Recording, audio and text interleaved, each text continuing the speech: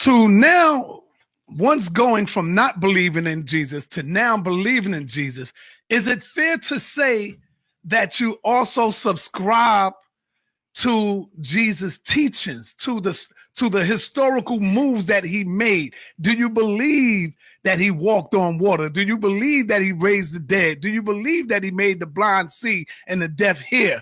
Do you believe now in the New Testament? So let me make this clear. Clear it up, baby. Acknowledging that someone can be historical or is a historical character is a totally different phenomenon than saying, I believe in this person's narration and I believe in this person per se. So again, to be very, very clear, I'm at a stage in my life where I can accept Jesus as a historical character. Mm-hmm. But I don't believe. Based off of what though? Like when you just say you at a stage where you can believe is it to say, just to try to mend fences? Let me go ahead and say, well, you know what? I believe that he was a historical character. Well, let me say based off of what facts that you come across. That's what I'm. Let me say this again because I don't want to give away my book, which literally drops within another 3 to 4 weeks. I'll use another example. One of the first dynastic kings that we know of is Narmer. Most people consider Narmer to be a historical king. There are some that are of the opinion that Narmer is mythological and he's not historical. But the consensus is that Narmer was more than likely a historical being, but nonetheless, there's some that believe he was mythological. Those that believe he's mythological, they see the first dynastic king as being Menai or Menes in the Kemetic legacy. And I want to say this. Whenever we want to ascertain the key components for looking at whether or not someone is historical, I would narrow it down to 3 for argument's sake, although there are several more than 3, but I will narrow it down to what I believe are 3 major components to assessing whether or not someone is historical. The first obvious one is a grave site and a body, of which ancient Kemet is an abundance of grave sites and bodies. Yet we have no body for Narmer. That's number 1. The other key component would be recordation, which is contemporary with the individual in question. So if we're going to call Narmer historic, then there should quite possibly be some contemporary writers speaking about him, but more importantly, outside of Kemet. We have none of that. Number 3, and which I think is a very, very important key component in assessing whether or not someone is historical, is that you have to actually, aside from looking at bodies, aside from digging up graves, and aside from looking at whether or not there are writers speaking of them, you have to obviously rely on the archaeological data.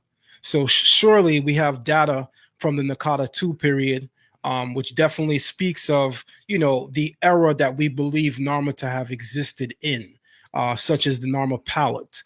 And all of the scenery on that palette runs concurrent with the Nakata II period. So we can say, okay, there is some attestation there with regard to archaeology. But there's other 2 key components missing, which is there are no contemporary writings of him outside of what is written about him in the Narmer palette itself. Mm-hmm. There's also no body.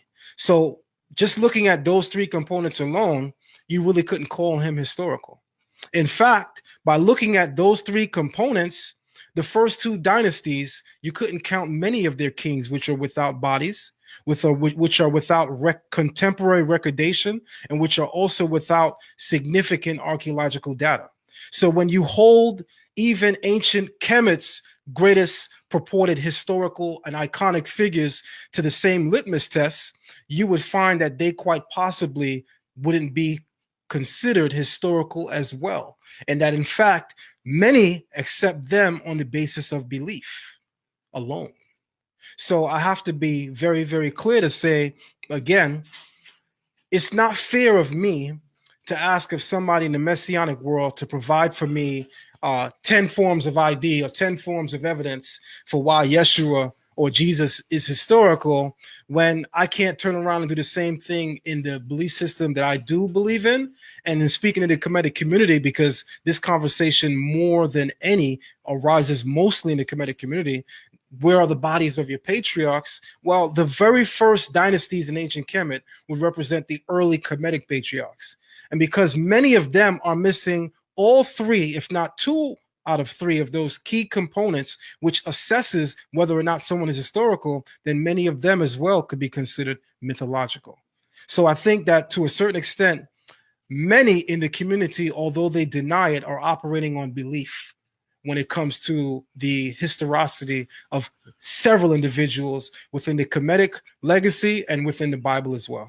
Because you have a bunch of inscriptions with Narmer as far as his burial spot. I mean, if you want to say you haven't seen the body, but I think it's clear that they found where Narmer is buried. I don't think Narmer is a good example. Matter of fact, I don't think Egypt is a good example as far as contemporary writings saying like at 3000 BC anybody trading. I mean, they traded with Canaan, and Canaan traded with northern Syria. Northern Syria traded with Sumer. Or traded with northern Mesopotamia, and then northern Mesopotamia traded with Sumer. So why would folks find Narmer's name in contemporary at that point, though? I don't get that analogy. But I'll say this, though. Are you saying that Egyptian, I think Egypt has actually pretty good record in the first 5 to 6 dynasties.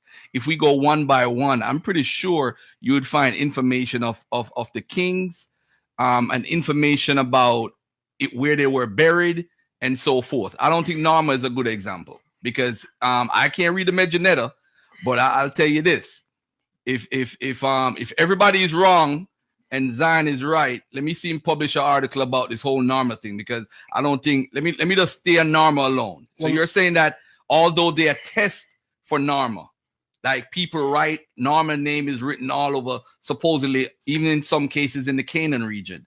You're saying that all these 90 inscriptions or whatever they found, they don't say Narmer's name. So let me be clear on Brother Garfield's rebuttal. I think I was very clear when I spoke earlier, but I'm going to again be a little bit more clear just for the sake of clarity.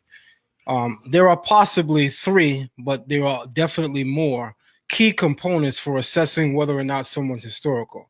Obviously, the first one would be a grave and a body.